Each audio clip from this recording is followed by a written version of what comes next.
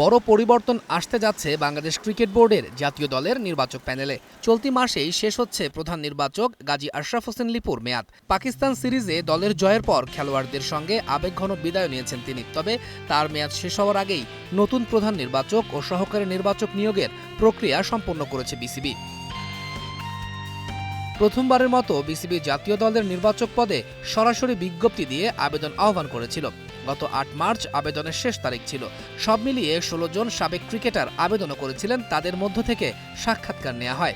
বিসিবির ৪ পরিচালক ফারুক আহমেদ, খালেদ মাসুদ পাইলট, নাজমুল আবেদিন ফাহিম ও আব্দুর রাজ্জাক এই প্রক্রিয়ায় যুক্ত ছিলেন।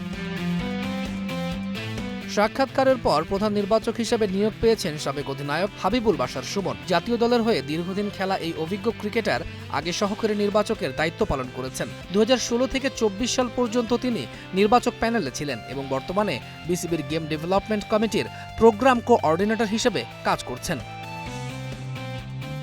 সহকারী নির্বাচক পদের জন্য দুজন এগিয়েছিলেন, তুষার ইমরান এবং নাঈম ইসলাম।